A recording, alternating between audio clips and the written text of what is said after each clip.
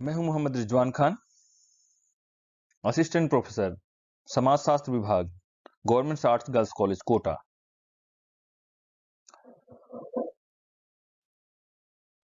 और हम बात करेंगे कोटा यूनिवर्सिटी के पाठ्यक्रम के अनुसार बीए प्रथम वर्ष के दूसरे पेपर की। बीए प्रथम वर्ष का समाजशास्त्र का जो दूसरा पेपर है उसका नाम है भारतीय समाज, इंडियन सोसाइटी। आप लोग सिलेबस को देखिएगा और एक बार सिलेबस को अच्छी तरह से पढ़ने की कोशिश कीजिएगा। इससे एक स्वरूप मिल जाता है कि हमें किस तरह से और क्या चीजें जो है पढ़ना है। आज मैंने बहुत महत्वपूर्ण विषय पर चर्चा करने के बारे में सोचा है और वह है भारतीय संस्कृति में संक्रमण पर। भारतीय संस्कृति में संक्रमण क्या है, किस प्रकार हुआ, क्यों हुआ, कौन से कारक रहे, इन पर हम चर्चा करेंगे। Transition in Indian culture. तो पहले मैं आपको बता दूं, इससे पहले हम लोगों ने भारतीय समाज, संस्कृति और उसकी विशेषताओं पर चर्चा की है, विस्तार से चर्चा की है। एक एक विशेषताओं को हम लोगों ने बहुत विस्तार से समझा है और समझने की कोशिश की है। ठीक है। और अब हम चर्चा करने वाले हैं भारतीय संस्कृति में जो संक्रमण हो रहा है या संक्रमण का जो समय है वो क्यों हुआ और ऐसी स्थिति क्यों बनी। आप देखिए, हम लोगों ने पढ़ा कि सदियों से, प्राचीन समय से भारतीय संस्कृति अमर और अजर संस्कृति रही है। हमारी कुछ विशेषताएं रही हैं। दुनिया की विभिन्न संस्कृतियों से हम अलग रहे हैं, बेहतर रहे हैं और हमारी संस्कृति की बहुत सारी विशेषताएं रही हैं जो इसे महान बनाती हैं। और हमें भी अपनी संस्कृति पर गर्व होना चाहिए। यकीनन हमें और आपको अपनी संस्कृति पर गर्व है और उसकी विशेषताएं हम लोगों ने पढ़ी हैं। लेकिन इन विशेषताओं के बाद भी वर्तमान समय में हम जब देखते हैं तो कुछ ऐसी शक्तियां पैदा हो गई हैं, कुछ ऐसे प्रभावकारी कारक पैदा हो गए हैं जिन्होंने हमारी संस्कृति को अ, इतना तेजी से परिवर्तित किया है, इतना तेजी से परिवर्तित किया है कि हमें ऐसा महसूस होता है कि क्या हमारी संस्कृति संक्रमण की स्थिति में पहुंच गई है? क्या हमारी संस्कृति का संक्रमण होने लगा है? क्या हमारी संस्कृति में संक्रमण होने लगा है? ऐसी कौन सी चीजें हैं जिसने हमारी संस्कृति को, हमारे समाज को, हमारे भारतीय कल्चर को इतना प्रभावित किया है? आप देखिए, औद्योगिकरण, नगरीकरण और वैज्ञानिक रिसर्च, रोज हो रहा डेवलपमेंट, तेजी से प्रगति हो रही है ना। और साथ में जो मुझे एक बात बहुत महत्वपूर्ण लगती है, वैश्वीकरण। वैश्वीकरण की एक जो ये अवधारणा आई ना हम समाज में, सोसाइटी में, और जैसे जैसे संचार के साधनों में विकास हुआ, जैसे जैसे डेवलपमेंट हुआ, जैसे जैसे प्रगति हुई, तो इसका प्रभाव हमारी संस्कृति पर बिल्कुल सीधा सीधा पड़ा है। उदाहरण के लिए, पहले हमारे यहाँ पर साड़ियां पहनने का मतलब कल्चर था, ट्रेडिशन था, परंपरा थी। सिर्फ एक वस्त्र नहीं था, बल्कि हमारी परंपराओं से जुड़ा हुआ था। और हमारे वस्त्र को जाने अनजाने में, आपको दिखाई दे रहा हो या ना दिखाई दे रहा हो, जब पुरुष धोती पहनते थे, धोती कमर के नीचे जो धोती पहनी जाती थी, और स्त्रियां साड़ियां पहनती थीं जो नीचे कमर के नीचे तो धोती की तरह होती थी, लेकिन उसका एक बड़ी धोती की तरह होती थी और उसका कुछ भाग जो है ऊपर की तरफ भी आता था। तो वो जो साड़ियां पहनती थी, वास्तव में वो हमारी परंपराओं से जुड़ा हुआ था। लेकिन अभी क्या हुआ, संचार के साधन बढ़ गए, विकास हुआ, जो तेजी से हो रहे डेवलपमेंट के कारण हमें क्या हुआ, संचार के साधनों का इतना विकास हुआ कि हमने दूसरी संस्कृतियों की भी बहुत सारी चीजों को अपनाया और उन्हें पसंद किया।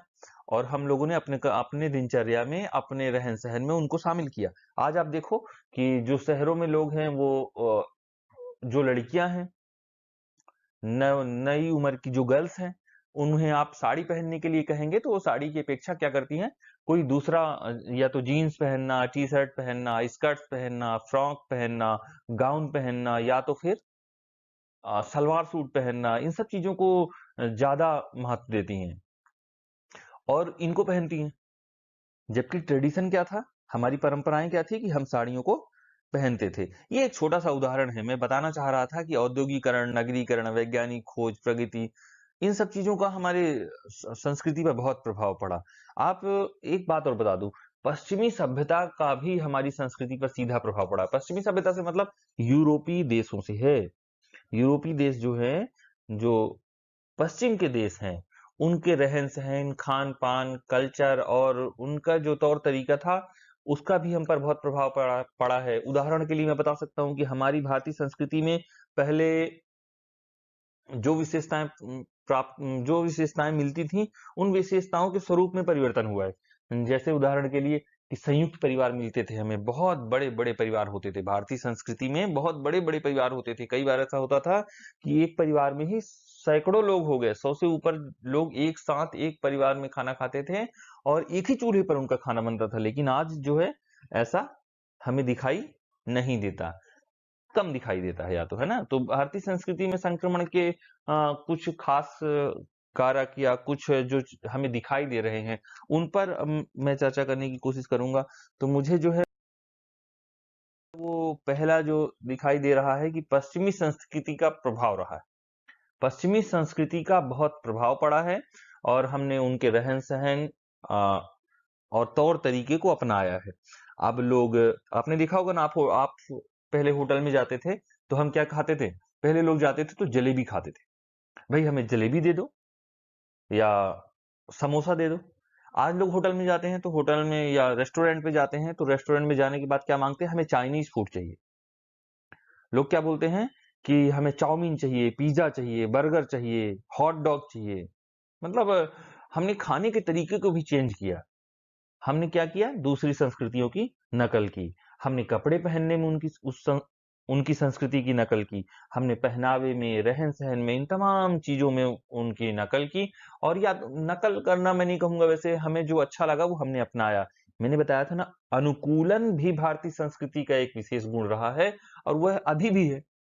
हमें जो अच्छा लगता है, हम उसके अनुकूल हो जाते हैं या हम उसे अपने अनुकूल होने देते हैं। तो पश्चिमी संस्कृति का भी हमारे संस्कृति पर प्रभाव पड़ा है। उनके हिसाब से हमने बहुत सारी चीज़ों में परिवर्तन किया है, ठीक है? अब इसके बाद है दूसरा जो अध्यात्मवाद से हम भौतिकवाद की तरफ जा रहे हैं। हमें क्या दिखाई दे रहा है कि हमारा भारतीय समाज और भारतीय संस्कृति में अध्यात्मवाद की तरफ बहुत जोर हुआ करता था। हम क्या करते थे कि भौतिक सुख-सुविधाओं को त्याग दिया करते थे। मैं बता रहा हूँ कि जैसे आश्रम व्यवस्था के अंतर्गत ये व्यवस्था थी कि एक पड़ाव के बाद व्यक्ति सन्यास के लिए चला जाता था और अपना बाकी जीवन ईश्वर को ध्यान में रखकर सन्यास की अवस्था में बिताता था। लेकिन क्या वैसा है? नहीं। अध्यात्मवाद अध्यात्मवाद में क्या था? हम भौतिक सुखों को त्याग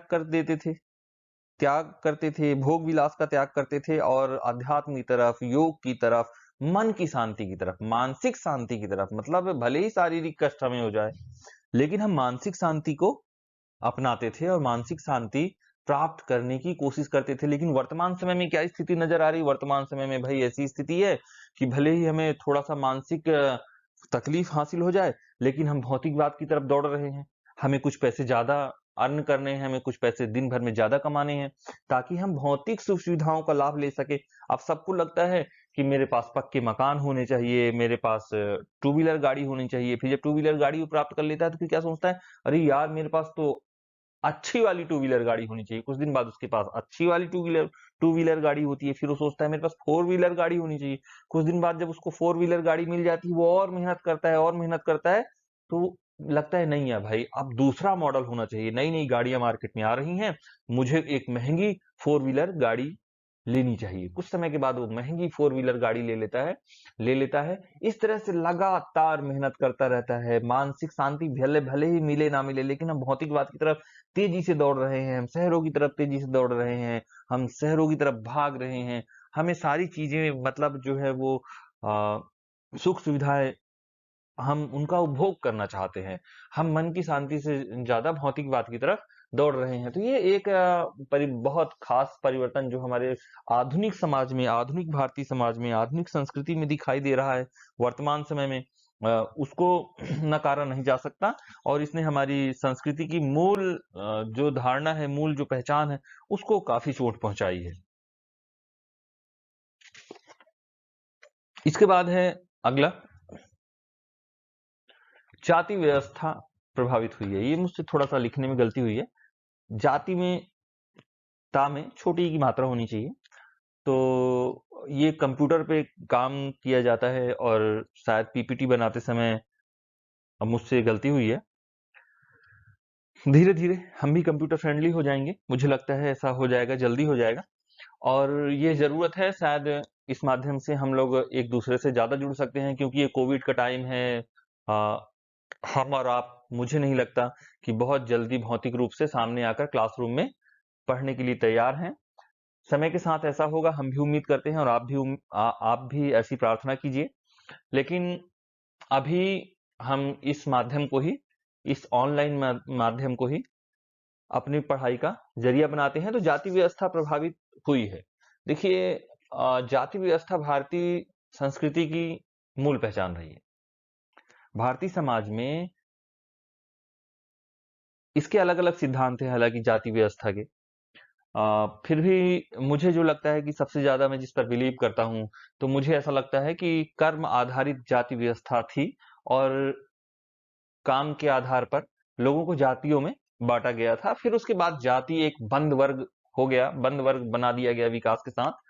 और धीरे धीरे फिर वो जातियां वो अपने व्यवसाय से लगातार अपना व्यवसाय करती रहीं, और समाज का आगे विकास हुआ। लेकिन अभी क्या हुआ, आधुनिक समाज में जाति व्यवस्था की जड़ें थोड़ा कमजोर हुई हैं। आपने देखा होगा कि पहले जाति बंद वर्ग था, जाति के बाहर विवाह भी प्रतिबंधित था, सामाजिक तौर पर प्रतिबंधित था। अब हम देखते हैं कि अंतर जाति विवाह भी हो रहे हैं, लोग अपनी जातियों से बाहर विवाह कर रहे हैं। लोग, बल्कि भारतीय समाज में, भारतीय संविधान में भी अंतर जाति विवाह को प्रोत्साहित करने की बात कही गई है। भारतीय भारतीय सरकारें अंतर जाति विवाह को प्रोत्साहित करती हैं। कई राज्यों में तो ऐसी व्यवस्था है कि जो अंतर जाति विवाह करता है, अपनी जाति से बाहर जाकर विवाह करता है, उन लोगों को प्रोत्साहन राशि भी दी जाती है और सिक्योरिटी भी दी जाती है। सिक्योरिटी भी बहुत जरूरी है भाई हमारे देश में। अगर किसी ने समाज के विरोध में काम कर दिया, सोसाइटी के विरोध में काम कर दिया, या प्रतिमानों के खिलाफ काम कर दिया, तो भाई कई बार ऐसा देखा गया है कि आज उन्होंने ऐसा काम किया, प्रतिमानों के खिलाफ काम किया, समाज से बाहर काम किया, और पता चला कि समाज वालों ने उसको पकड़ा और पेड़ पर लटका दिया। तो देखिए, ऐसा होता था, ऐसा होता है, ऐसा नहीं हो रहा है मैं अभी नहीं कहूंगा, लेकिन इन सब चीजों में बहुत कमी आई है। जाति व्यवस्था की जो जड़ें थी, जितना उनका प्रभाव था, वो कम हुआ है। और बल्कि जाति व्यवस्था का प्रभाव कम होना, मैं तो ये मानता हूं कि मूल स्वरूप जरूर हमारे भारतीय समाज का, जिस जाति व्यवस्था ने एक स्वरूप प्रदान किया हुआ था, एक व्यवस्था प्रदान की हुई थी, उसको जरूर नुकसान पहुंचा है। लेकिन ये भारतीय समाज के लिए और लोगों के लिए मुझे लगता है कि बेहतर साबित होगा। अगला है, जाति व्यवस्था वर्ग की ओर अग्रसर है। एक विशेषता ये भी है कि जो जाति व्यवस्था थी पहले, वो वर्ग की ओर अग्रसर, अब वर्ग की ओर अग्रसर है। इससे एक नई अवधारणा आ गई कि हमें वर्ग को समझना होगा। मैं बताता हूं, जाति का कॉन्सेप्ट जो है वो सिर्फ भारत में ही है। अगर हम इंग्लैंड में चले जाते हैं तो वहां जाति नहीं। हाँ, प्रजाति जरूर मिलती है, अलग अलग तरह के लोग मिलते हैं, कोई गोरा होता है, कोई काला होता है, अलग प्रजाति के लोग मिलते हैं, ठीक है। लेकिन अलग जाति के लोग वहां पर नहीं मिलेंगे। जाति व्यवस्था भारतीय समाज की एक मूल व्यवस्था है, एक मूल स्वरूप है। और ये भारतीय समाज का एक तरह से प्राचीन समय से आधार स्तंभ रहा है। अब विकसित राष्ट्रों में या पश्चिमी राष्ट्रों में जाति व्यवस्था नहीं मिलती, बल्कि उसकी जगह पर वर्ग व्यवस्था मिलती है। अब वर्ग कैसा होता है? वर्ग का मतलब ये होता है कि समाज वर्गों में विभाजित होता है। समाज का जो स्तरीकरण होता है, समाज में जो स्तर डिवाइड होते हैं, विभाजित होते हैं, वो वर्ग के आधार पर होते हैं। जैसे उच्च वर्ग, मध्यम वर्ग, निम्न वर्ग। मुख्यतः 3 वर्ग ही हर समाज में पाए जाते हैं। तो उच्च वर्ग का मतलब क्या हुआ? जो अमीर लोग हैं, जिनके पास संपत्ति ज्यादा है, जिनके पास धन ज्यादा है, जो फैक्ट्रियों के मालिक है, जो कंपनियों के मालिक है, या जो सरकार चला रहे हैं, जो ये या जो उच्च अधिकारी हैं, या जो सरकार में शामिल हैं, मंत्री हैं, मिनिस्टर हैं और अच्छे पदों पर हैं, ऐसे लोग जो हैं वो ऐसे लोग उच्च जाति में, उच्च वर्ग में शामिल हैं।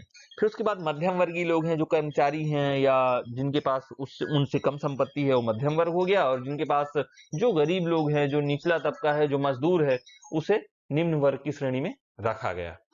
तो इस तरह की वर्ग व्यवस्था जो है वो विकसित राष्ट्रों में मिलती है। और औद्योगिकरण ने तो इसको और बहुत बढ़ा दिया था। इस पर एक अलग से वीडियो बनाएंगे और इस पर विस्तार से चर्चा करेंगे, या कभी आमने सामने मुलाकात होगी तो इस पर बेहतर तरीके से इसको समझने की कोशिश करेंगे। तो भारत में अब क्या हुआ? भारत भी विकसित राष्ट्रों की तरफ अग्रसर है। और जाति व्यवस्था जो हमारी थी, जो अपना मूल स्वरूप लिए हुए थी, वो बहुत तेजी से परिवर्तित हो रही है और वर्ग की तरफ जा रही है। हालांकि मैं नहीं कह रहा हूं कि जाति व्यवस्था हमारे समाज से खत्म हो गई, मुझे तो लगता भी नहीं है कि खत्म होगी। हम लोगों ने बिल्कुल ऑर्थोडॉक्स तरीके से इस व्यवस्था को पकड़ रखा है। जबकि मुझे ऐसा लगता है कि जाति व्यवस्था भारतीय समाज के लिए, भारतीय संस्कृति के लिए एक तरह से अभिशाप ही है। क्योंकि जो निम्न वर्ग के लोग हैं, जो निम्न जातियों में रखा गया है, बंद वर्ग है, इसके अंदर से, इसके से बाहर आप निकल नहीं सकते। तो जो निम्न वर्ग के लोग हैं उन्हें कई बार विषम परिस्थितियों का सामना करना पड़ता है। ठीक है। और क्या हो रहा है? और देखिए, धर्म का प्रभाव कम हुआ है। अभी हम देखते हैं जो वर्तमान समय में जो हमारी संस्कृति की मूल भावना थी, धर्म का प्रभाव। अब धर्म का प्रभाव कम हुआ है। तो आप बोलोगे साहब कि धर्म का प्रभाव सर कम नहीं हुआ है। अभी ज्यादा लोग हमें जो है वो टोपी लगाए हुए, या ज्यादा लोग हमें चंदन लगाए हुए, टीका लगाए हुए दिखाई देते हैं। हमें तो ज्यादा मंदिर दिखाई देते हैं, ज्यादा भगवान दिखाई देते हैं, सारी चीजें हमें ज्यादा दिखाई दे रही हैं। और आप बोल रहे हैं धर्म का प्रभाव कम हुआ है। लेकिन मैं बोल रहा हूं धर्म का प्रभाव कम हुआ है। वास्तव में जो भारतीय संस्कृति में जिस धर्म की बात हो रही थी, वो धर्म अध्यात्म से जुड़ा हुआ था। वो मानसिक शांति को प्राप्त करने के लिए धर्म होता था। वो ईश्वर की प्राप्ति के लिए धर्म होता था, मोक्ष की प्राप्ति के लिए धर्म होता था, संस्कारों की पूर्ति के लिए धर्म होता था, आश्रमों की को संचालित करने के लिए धर्म होता था। लेकिन अभी क्या हो गया है? स्वरूप बदला है। धार्मिक जो व्यक्ति होता है वो गलत काम नहीं करता। जो धार्मिक व्यक्ति होता है वो कर्म करता है, तब फल की लालसा रखता है। और अभी वर्तमान समय में जो लोग दिखाई दे रहे हैं, जो धर्म से ज्यादा धर्म का आडंबर दिखाई दे रहा है। धर्म दिखाई तो दे रहा है, पर अध्यात्म नहीं है। मतलब धर्म अपने मूल स्वरूप से दूर हटता हुआ नजर आ रहा है। आप देखेंगे तो आपको दिखाई देगा कि लोग क्या चाहते हैं कि हमें काम ना करना पड़े, हम ज्यादा से ज्यादा धन अर्जित कर ले, भौतिकवाद की तरफ दौड़ रहे हैं। अध्यात्म में कमी हुई है। भौतिकवाद और अध्यात्म जो है, मुझे लगता है ये बिल्कुल थोड़ा सा विपरीत अवधारणाएं हैं। हमें जो धर्म का स्वरूप दिखाई दे रहा है, वो बिल्कुल बदला हुआ परिवर्तित स्वरूप है। हम दिन में भगवान के लिए भगवान को मानने वाले की तरह अपना स्वरूप बनाते हैं, और फिर जैसे ही हमें कोई मौका मिलता है गलत तरीके से धन को अर्जित करने का, तो हम धन को अर्जित कर लेते हैं। क्या ऐसे लोग धार्मिक लोग हैं? बिल्कुल नहीं, ऐसे लोग धार्मिक लोग नहीं है। बल्कि ये धर्म को नुकसान पहुंचाने वाले लोग हैं, आडंबर कर रहे हैं, और इनसे धर्म का नुकसान होने वाला है निश्चित तौर पर। इसलिए धर्म का जो मूल स्वरूप जो है वो परिवर्तित हुआ है। धर्म को आज अध्यात्म, जो हमारा धर्म, भारतीय संस्कृति का धर्म, भारतीय समाज का धर्म, जो धर्म हमारी पहचान हुआ करता था, वो धर्म अध्यात्म से जुड़ा हुआ था। आज धर्म राजनीति से जुड़ा हुआ है। आज धर्म चुनाव से जुड़ा हुआ है। आज धर्म किसी की जीत से जुड़ा हुआ है। आज धर्म किसी की हार से जुड़ा हुआ है। आज धर्म व्यापार से जुड़ा हुआ है। मतलब धर्म को अ, परिवर्तित किया जा रहा है। हम लोग ईश्वर में विश्वास रखते हैं, ईश्वर में आस्था रखते हैं। हम भले ही विभिन्न प्रकार के धर्मों को मानते हैं, कोई हिंदू है, कोई सिख है, कोई ईसाई है, कोई अलग-अलग धर्म के लोग हो सकते हैं, लेकिन हम सब अपनी भारतीय संस्कृति में किसी न किसी प्रकार से धर्म में आस्था रखते थे और अध्यात्म को पसंद करते थे। आज धर्म में अध्यात्म की बेहद कमी नजर आ रही है। लोगों में अध्यात्म की कमी नजर आ रही है। लोग भौतिकवाद की तरफ भाग रहे हैं। इसलिए मैंने ये पॉइंट यहाँ पे रखा है कि धर्म का प्रभाव समाज में कम हुआ है। धर्म की वजह से जो अच्छे काम थे ना, धर्म की वजह से कोई चोरी नहीं कर रहा था। धर्म का नियंत्रण था। बोले चोरी करेंगे तो हमें पाप लगेगा और भगवान उसकी सजा देगा। अभी धर्म तो मान लिया, सब कुछ कर दिया, लेकिन चोरी करने का मौका नहीं छोड़ रहे। अभी चोरी करने का मौका नहीं छोड़ रहे। धर्म की वजह से लोग क्या करते थे, दूसरों का नुकसान नहीं करते थे। भूखे को खाना खिलाते थे, प्यासे को पानी पिलाते थे, दूसरों की मदद करने का प्रयास करते थे, परोपकार करने के प्रयास करते थे। अभी वर्तमान समय में ऐसा नहीं है। अभी आप रेलवे स्टेशन पर जाते हैं, आप बैग लेकर गए, आपने कोई कीमती सामान रखा हुआ है, आपका बैग देखने में बस अच्छा दिखाई दे रहा हो, आप थोड़ा देर के लिए आपकी नजरें यहाँ वहां हटी, आप देखेंगे आपका बैग नहीं है। जैसे ही नजरें हटी, दुर्घटना घटी। मतलब धर्म ने जो हम पर समाज पर नियंत्रण रखा हुआ था वो मूल स्वरूप में वैसा नहीं है। मतलब धर्म का प्रभाव कम हुआ है। फिर इस पर चर्चा होगी कभी अपन चाहेंगे तो। और अगला, संयुक्त परिवारों का विघटन। आपको एक चीज और देखने को मिलेगी भारतीय समाज में, जो बड़े बड़े परिवार मिलते थे ना, संयुक्त परिवार, एक साथ बेटा भी रह रहा है, बाप भी रह रहा है, दादा भी रह रहा है, उनके पिताजी भी रह रहे हैं, साथ में एक संयुक्त परिवार हुआ करता था। बहुत सारे लोग होते थे, एक साथ खाना बनता था, चाचा भी हैं, चाची भी हैं, दादा भी हैं, दादी भी हैं, इस तरह से एक बड़ा परिवार बनता था संयुक्त पर। यहाँ तक कि संपत्ति भी जो होती थी वो संयुक्त परिवार की समान होती थी। ठीक है, मतलब संयुक्त परिवार की ही संपत्ति होती थी, जल्दी से बंटवारा नहीं कर दिया जाता था ताकि कोई अलग ना हो सके। तो संयुक्त परिवारों का चलन भी जो है भारतीय संस्कृति में, भारतीय समाज में तेजी से घट रहा है। तो इससे कुल मिलाकर क्या कहा जा सकता है? कुल मिलाकर कहा जा सकता है कि भारतीय संस्कृति में जो है बहुत तेजी से परिवर्तन हुए हैं। ये उनके परिवर्तन के प्रमुख कारक थे, किस तरह से परिवर्तन हुए हैं। लेकिन एक बात मैं आज भी बता दूं, एक तरफ तो परंपरागत विशेषताएं दिखाई देती है। हमें भारतीय समाज में आज भी परंपरागत विशेषताएं दिखाई देती हैं, लेकिन नवीन मूल्यों का भी समावेश भारतीय समाज में हुआ है। इन सब चीजों की वजह से कुछ नवीन मूल्यों का, नवीन प्रतिमानों का और नवीन तौर तरीकों का समावेश हुआ है। इससे मैं यह तो कह सकता हूँ कि हमारी संस्कृति जो है, ऐसा महसूस होता है कि बहुत संक्रमण की स्थिति में है, या भारतीय संस्कृति को के मूल स्वरूप को थोड़ा नुकसान पहुंच रहा है। लेकिन यह बात अच्छी है, या हमें और आपको समझना चाहिए कि भारतीय संस्कृति ने आज भी अपना मूल स्वरूप जो है वो बनाए रखा है या बचाए रखा है, क्योंकि भारतीय संस्कृति में विघटन नहीं हुआ है। भारतीय संस्कृति में विघटन नहीं कि भारतीय संस्कृति नष्ट हो जाए या नष्ट होने लगे, उसका मूल स्वरूप ही खो जाए। तो भारतीय संस्कृति का विघटन नहीं हुआ है, अनुकूलन हुआ है। थोड़ा बहुत हमने दूसरी संस्कृतियों को अपनाया है, बल्कि क्या हुआ है, अनेकता में एकता आज भी बनी हुई है। यही भारतीय संस्कृति की सबसे बड़ी विशेषता है। मतलब भारतीय संस्कृति में संक्रमण की जो स्थिति उत्पन्न हुई है ना, उस स्थिति को भी भारतीय संस्कृति की विशेषताओं ने ही संभाल रखा है। ठीक है, अब इसके बाद अगले विषय पर आगे चर्चा होगी। तब तक के लिए धन्यवाद।